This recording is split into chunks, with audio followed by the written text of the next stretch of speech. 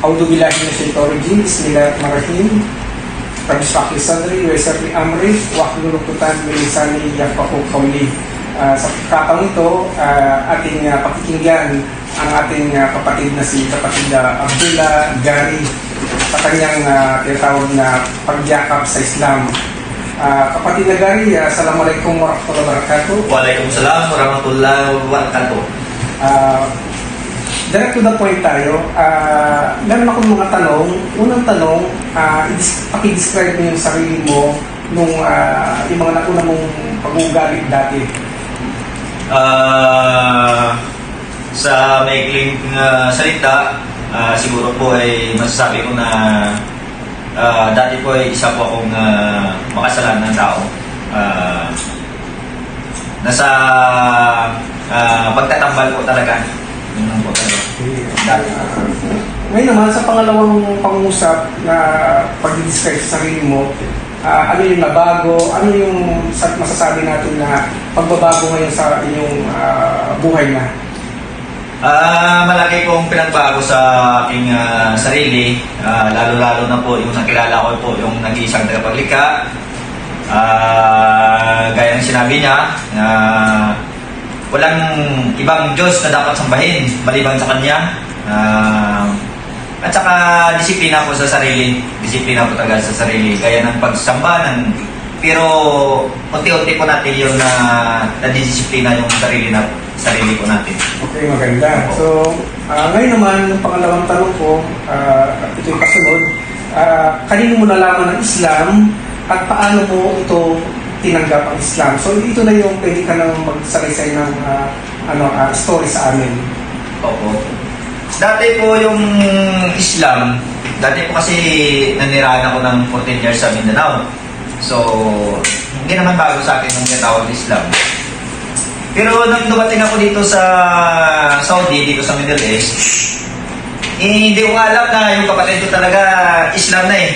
Kasi nung nandun ako sa Pilipinas, hindi siya nagsabi na total, nagbalik Islam ako, ganito, Muslim na ako.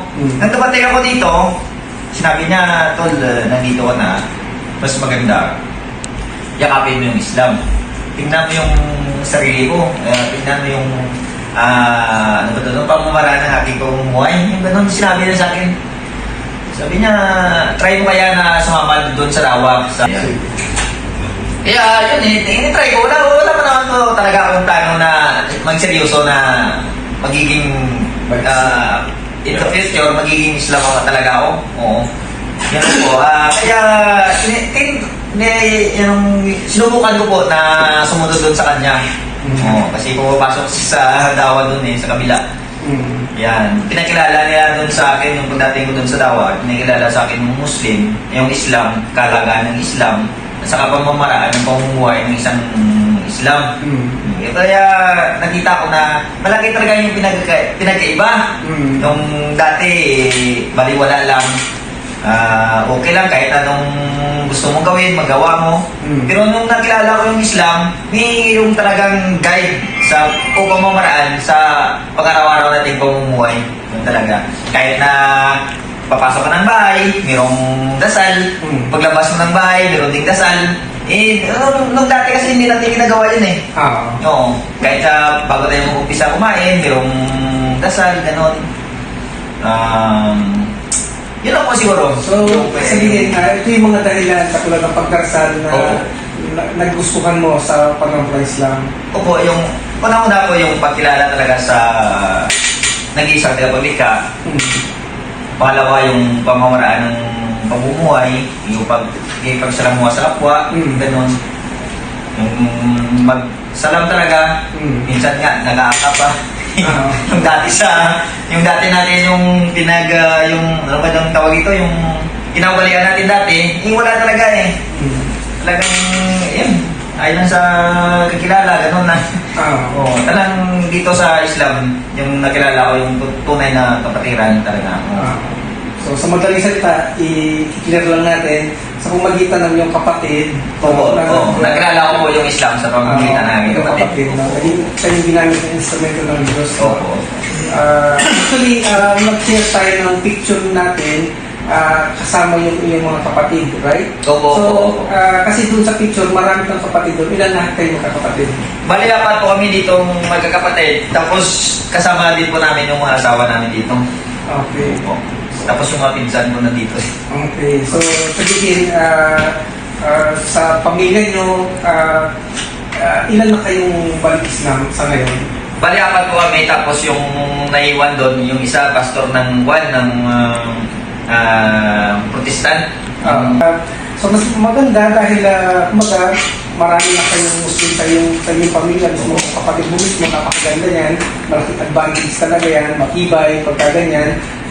Halimbawa, ako yung kamag-anak na pastor. Opo. Ngayon, tatanungin kita,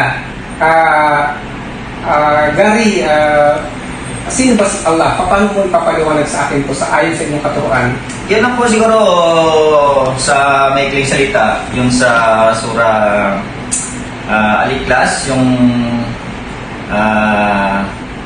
Qul huwallahu ahad, Allahu samad, lam yalid walam yulad, walam yakul lahu kufuwan ahad. Siya po ay nag-iisa, tagapaglikha, hindi siya ipinanganak at hindi rin nanganak, at siya ay walang kalitulan o hindi natin siya dapat ihambing.